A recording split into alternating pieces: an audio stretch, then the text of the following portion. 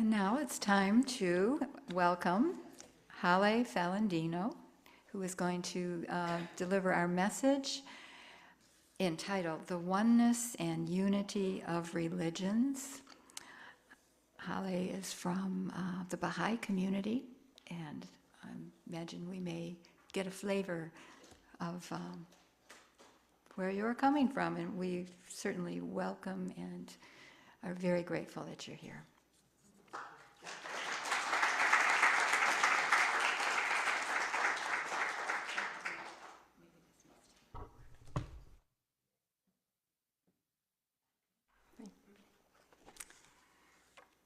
Good morning, everyone. It's such a pleasure to be here with you today.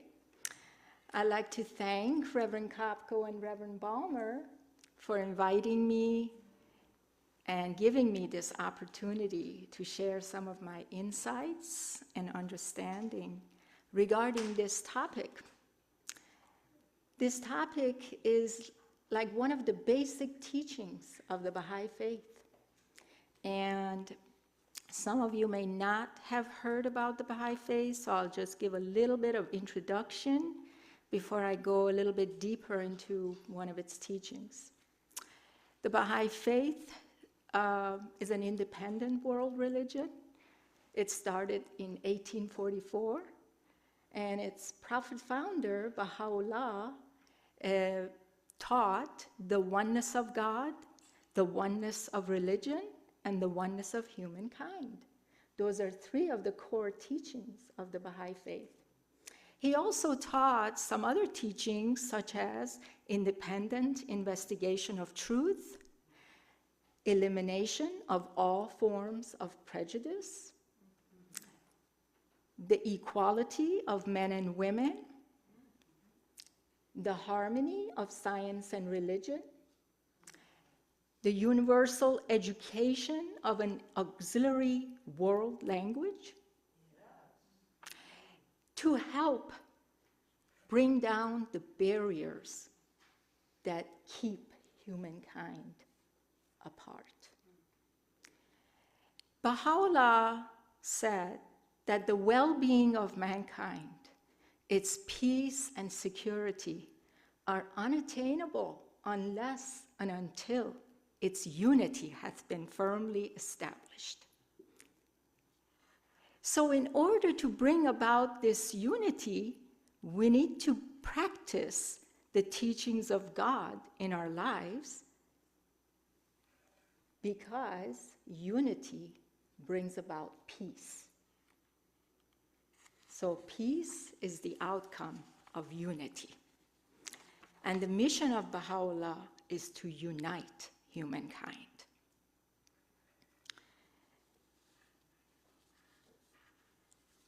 Baha'u'llah said that, O children of man, the fundamental purpose animating the faith of God and his religion is to safeguard the interests and promote the unity of the human race, and to foster the spirit of love and fellowship amongst men.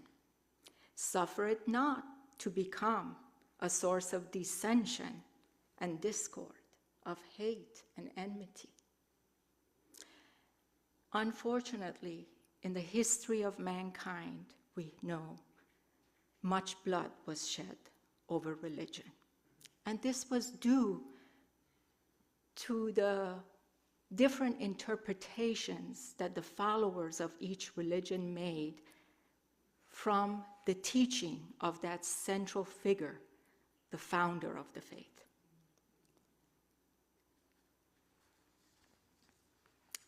All religions teach to love each other, to be kind, to forgive,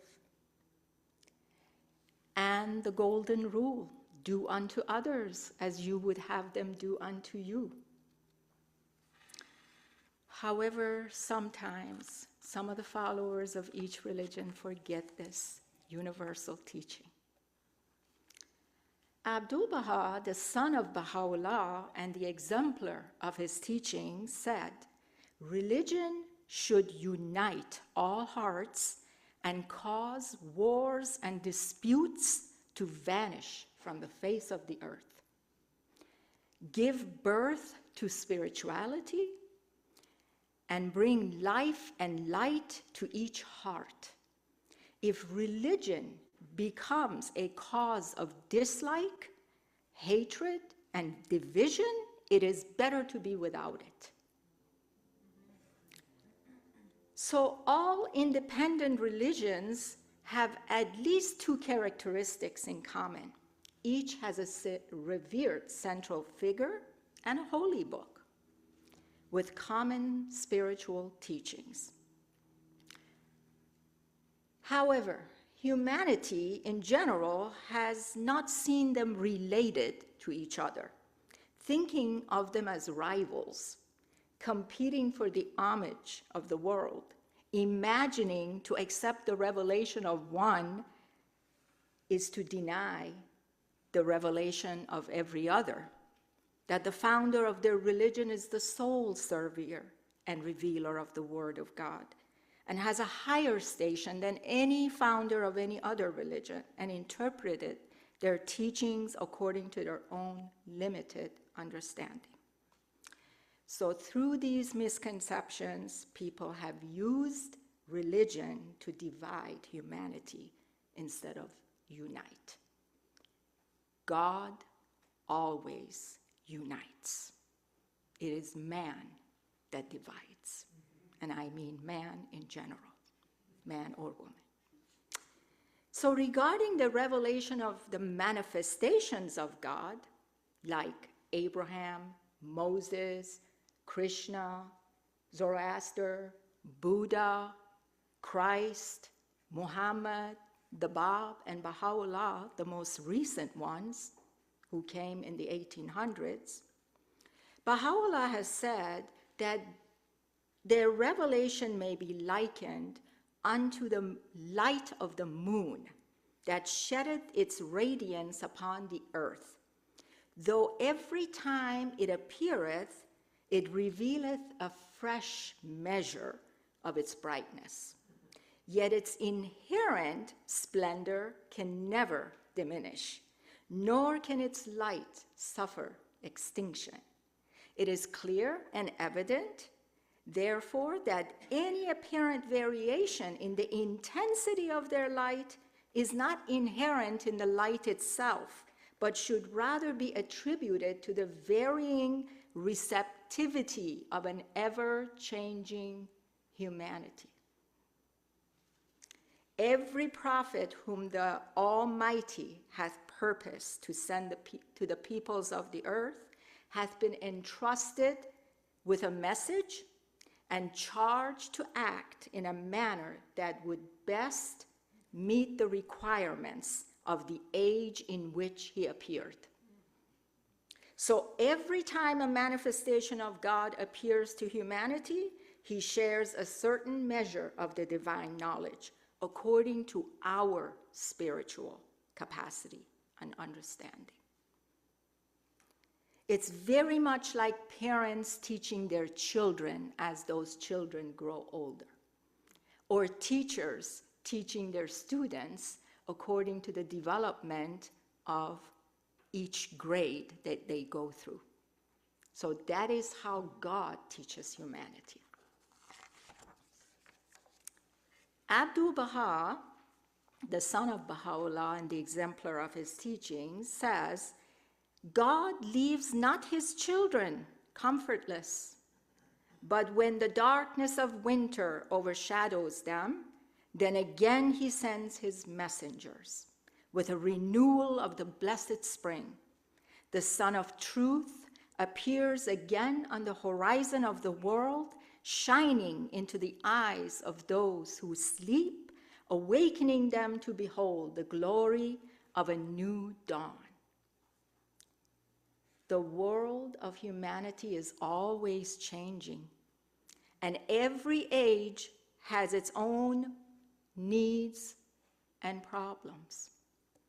Every time that God sends his messenger to humanity, he renews the spiritual truths and reveals new social laws and teachings to address the needs of each age in which he appeared. So Moses said, love thy neighbor as thyself. And then later, Christ said that our love should extend beyond our neighbor. And at the time these teachings were revealed, the people of that time couldn't quite understand how far this love should extend. In our time, we realize that this love should extend to all humankind who live on planet Earth. We have that spiritual capacity. So God has sent his messenger, Baha'u'llah, to give us that message.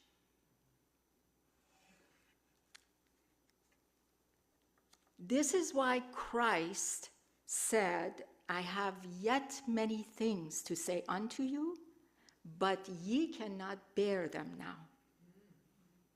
Howbeit, when the Spirit of truth cometh, he will guide you into all truth.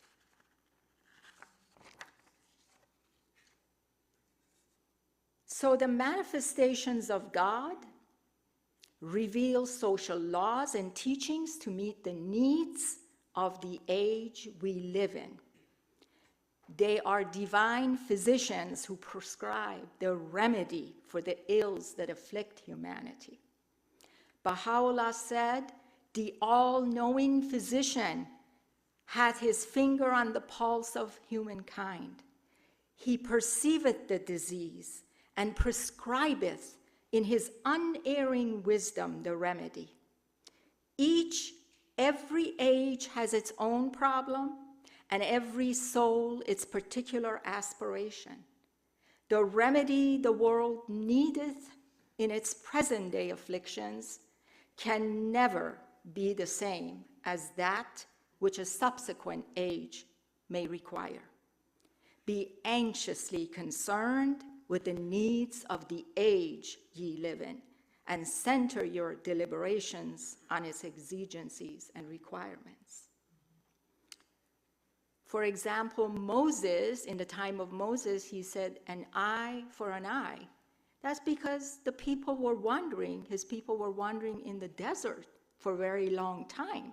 There was no home, no prison, so their law had to be very strict in order for the innocent not to be at the mercy of the vicious.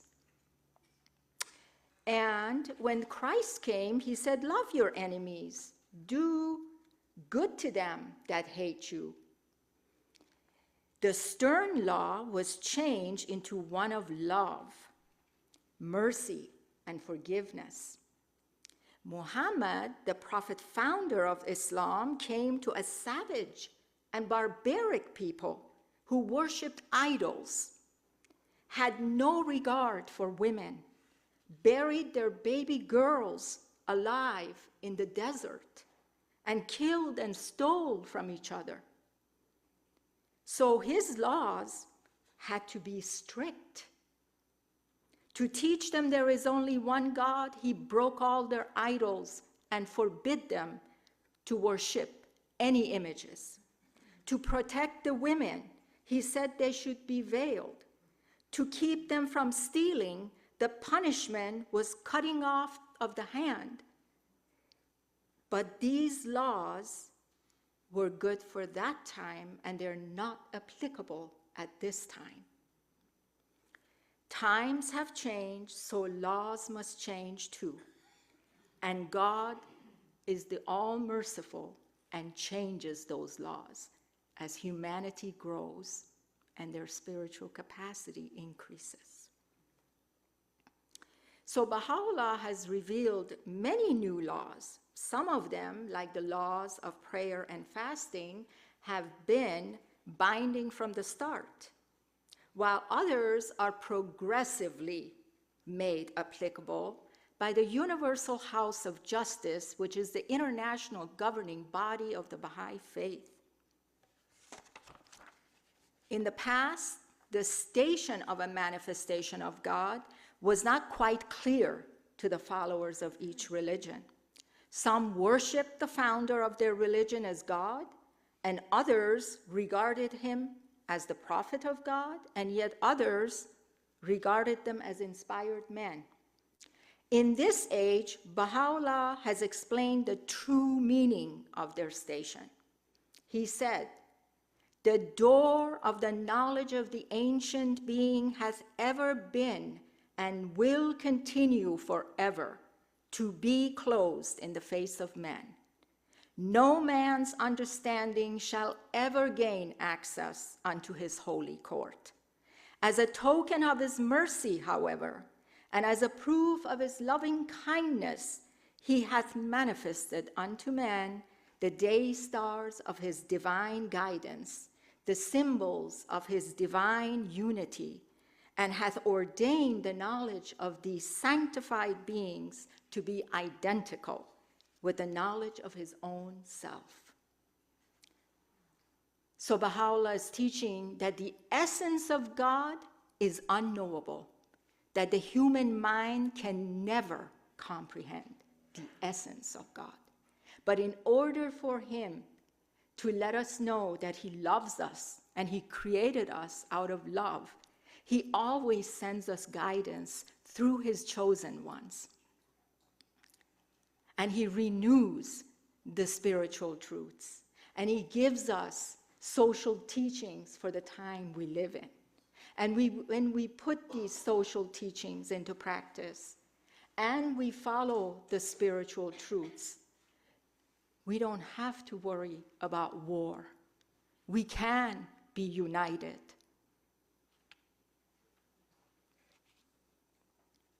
Baha'u'llah said, "Whoso recognizeth them," meaning the manifestations of God, "hath recognized God.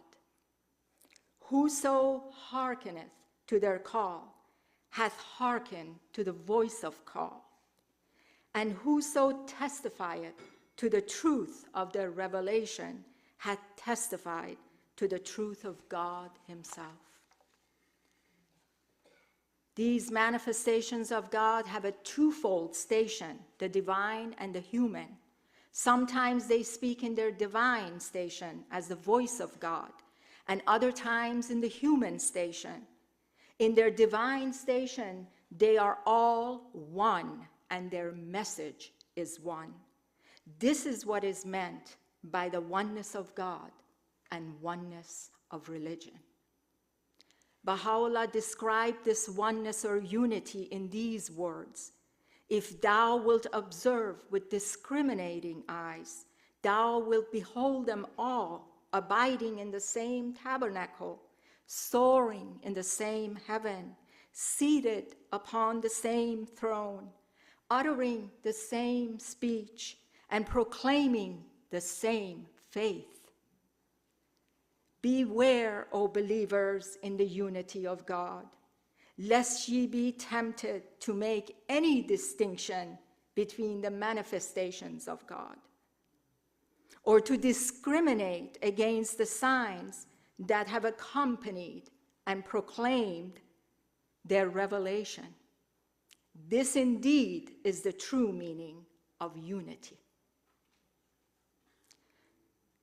The manifestations of God are always rejected during their lifetime. They are imprisoned, exiled, persecuted, and crucified by those who profess to believe in God. At first, only a few recognize their station and the truth of their teachings. As time passes, more and more people will recognize and accept them and their teachings. Then there is mass conversion, and for a while that religion will experience a golden age, but eventually its followers will corrupt it. They profess to honor the founder of their religion, but they do not practice the teachings. They divide themselves and invent rituals and traditions which become more important than the revealed word of God. People become materialistic, greedy, full of selfishness and pride. Despair sweeps the face of the earth. Then, when people least expect it, the manifestation of God appears and the cycle repeats itself. For the first time in religious history, the manifestation of God made a covenant with his followers. Baha'u'llah appointed his son, Abdu'l-Baha, as his successor and the sole interpreter and exemplar of his teachings. With this covenant, the unity of the Baha'i faith was protected against division. Currently, it is 182 years old and the second most widespread religion geographically in the world, and its unity is intact. Baha'u'llah said, "Verily I say, this is the day in which mankind can behold the face and hear the voice of the promised one. The call of God hath been raised, and the light of his countenance hath been lifted up upon men. It behooveth every man to blot out the trace of every idle word from the tablet of his heart, and to gaze with an open and unbiased mind on the signs of his revelation, the proofs of his mission, and the tokens of his glory. This is the changeless faith of God, eternal in the past, eternal in the future." In conclusion, I would like to invite you to investigate the life and the teachings of Baha'u'llah and every manifestation of God who came before him, and judge for yourself the validity and the truth of his claims and his teachings. Now I'd like to end my talk with a prayer from Baha'u'llah. God grant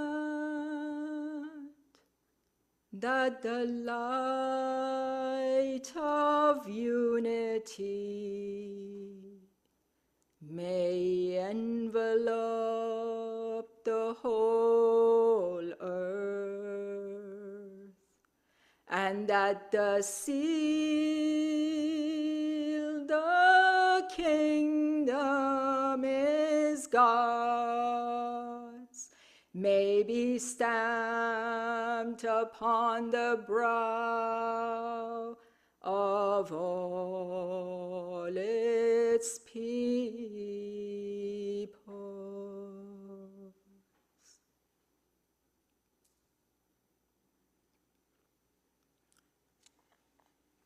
Thank you for your attention.